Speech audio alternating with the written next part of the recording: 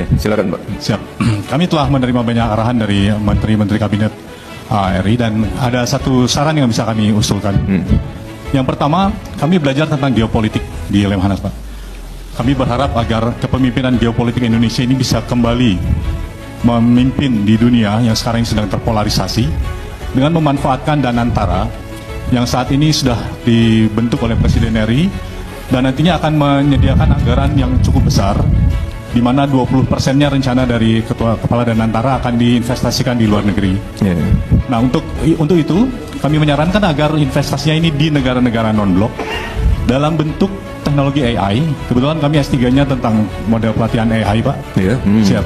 Sehingga kita bisa menyiapkan para generasi muda kita yang merupakan bon demografi Indonesia, dilatih tentang AI, dilatih tentang fintech. Kemudian mereka membuka industri-industri startup di negara-negara non-blok tersebut dengan memanfaatkan QRIS kita. Siap. Kami telah melakukan, untuk taskap kami adalah model pelatihan artificial intelligence yang telah kami terapkan di beberapa instansi, terutama di Angkatan Laut, Pak. Dan hasilnya cukup menggembirakan, ada yang menjadi juara nasional, bahkan ada yang menjadi juara dunia di Singapura. Harapan kami, kepemimpinan geopolitik Indonesia ini bisa kembali diraih. Zaman dulu Presiden Soekarno tidak pakai uang bisa menjadi pemimpin non-blok. Kita sekarang memiliki Bapak Presiden dan Bapak Wakil Presiden, memiliki Danantara. Saya yakin kita akan kembali menjadi pemimpin non-blok. Demikian, terima kasih. Baik, sudah bertemu langsung dengan CEO Danantara, Bapak-Bapak semua? Belum? Belum. Kapan Pak dijadwalkannya? Dalam bulan-bulan ini, bulan depan ya mungkin. Nah, oke. Nanti bisa disampaikan langsung ke CEO Danantara terkait itu tadi ya Pak ya. Yang jelas ini apa? Nah, silakan duduk. Terkait geopolitik. Ini memang ya tantangannya saat ini adalah geopolitik yang nggak menentu, climate change, lalu perang dagang, perang tarif. Jadi ini Bapak Ibu, saya mohon doa untuk Pak Presiden yang saat ini sedang melakukan perjalanan ke luar negeri agar beliau diberikan kesehatan dan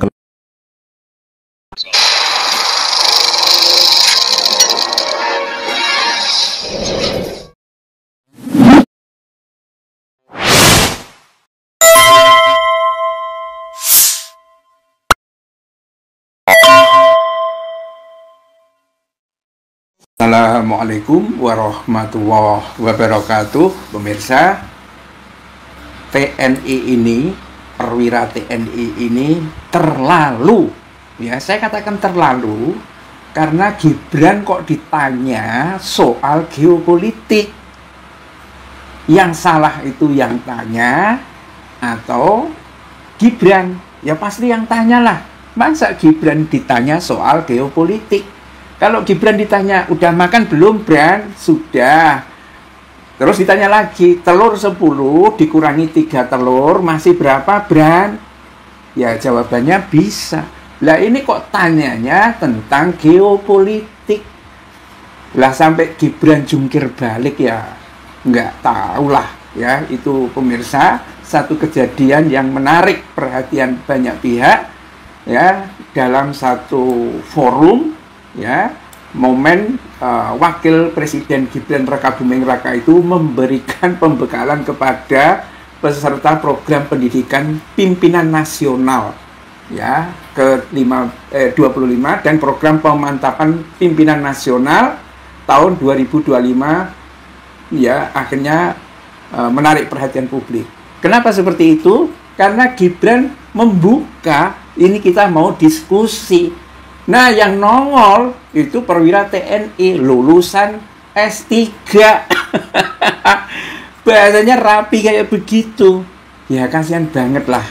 Ya, harusnya tanya, pernah mancing ke laut nggak, Bran? Nah, kalau itu mungkin masih bisa dijawab. Tapi kalau pertanyaannya itu, bagaimana Indonesia dulu, ya, zaman kita belum punya apa-apa. Ya, Soekarno, Hatta, orang-orang awal kemerdekaan itu berkiprah secara internasional, menarik perhatian publik internasional. Terus dibandingkan dengan keadaannya sekarang, ya kan? kita sudah banyak segala sesuatunya dan lain sebagainya, tambang juga sudah dihabisin, punya Danantara, punya ini, apa dong perannya Indonesia di kepemimpinan global? Ya ini nasib, ya nasibnya kenapa? Ya kebetulan Prabowo sendiri ini kan agak sungkan juga karena ada persoalan HAM. Saya tidak tahu persisnya, ya ketika dia bertemu dengan Trump, pakai telepon-teleponan ya. Kalau yang neko kan anak buahnya. Tapi kalau Prabowo itu ke Amerika, ke markas PBB di New York, belum tentu dia diterima.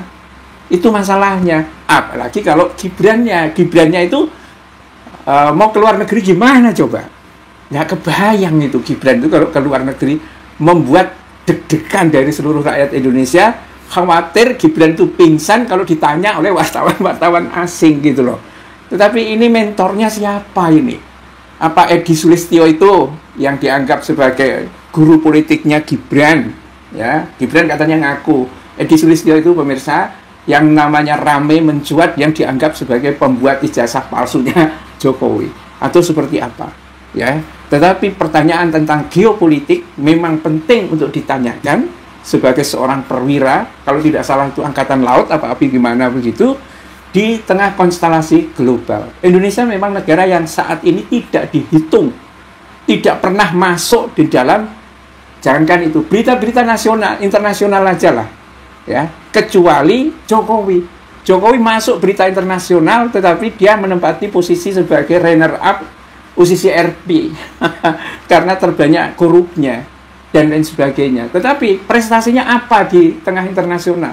Ya, kalau olahraga volleyball, itu yang fenomena Megawati, bukan Megawati PDIP, tetapi ya, Megawati Hangesti Pertiwi itu terkenal. Kalau wakil presidennya, wah ini repot juga, ya. Dan karena itulah mungkin memang mestinya gitu, ya. Gibran itu memang ngah-ngoh dan jangan membuka diskusi, ya. Sudah kabur aja. Tidak usah melayani diskusi yang kayak begini. Ini kan kasihan banget ya. Anak buahnya cerdas-cerdas, banyak yang kemungkinan lulusan S3, apalagi juga ada pelatihan AI-nya dan lain sebagainya. Gibran itu lulusan apa? SMA. Mana ada ijazahnya Gibran? Kalau memang dia lulusan SMA. Itu kan mestinya ada di KPUD. Nggak ada. Cuma surat keterangan dari Dikte bahwa dia kursus setara dengan SMA, karena memang tidak lulus SMA. Mau ngaku perguruan tinggi, wah ini nanti kalau dibongkar lagi masalah lagi ini. Ya, bapaknya aja nggak selesai-selesai, masa mau dibongkar lagi Gibrannya. Ya itulah pemirsa yang terjadi, ya, satu diskusi yang nggak imbang, alias jomplang banget. Yang tanya begitu cerdas, yang ditanya ngah-ngoh. Itu terjadi ya saat Gibran Rakabuming, wakil presiden itu mendapat pertanyaan mendalam dari seorang perwira tinggi TNI lulusan S3, yakni Laksamana Pertama Arif Badrudin, mengenai strategi geopolitik Indonesia, ya kan? Tapi jawaban Gibran itu nggak nyambung.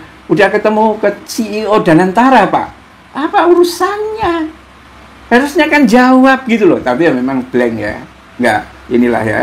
Dan momen itu terjadi ketika Laksamana TNI Arif Badrudin, ya, juga doktor di bidang model pelatihan kecerdasan buatan, mengajukan pertanyaan sekaligus usulan strategis dalam sesi tanya jawab di Istana Wakil Presiden, ya. Ya, ini memang Pak Arif Badrudin ini juga terlalu sih menurut saya, karena dia mengungkapkan latar belakang pendidikan, lulus S3 dan lain sebagainya. Itu Pak membuat Gibran jadi grogi, ya, dan akhirnya dia jawab administratif saja. Ya memang sebaiknya Gibran tidak usah tampil di forum-forum yang sifatnya ilmiah. Ya, saran saya kepada pemerintahan Prabowo, udah ya, Gibran itu suruh bagi makanan, ya, kalau ada temu petani, ya, nebang tebu, sudah itu aja, bikin malu bangsa Indonesia aja.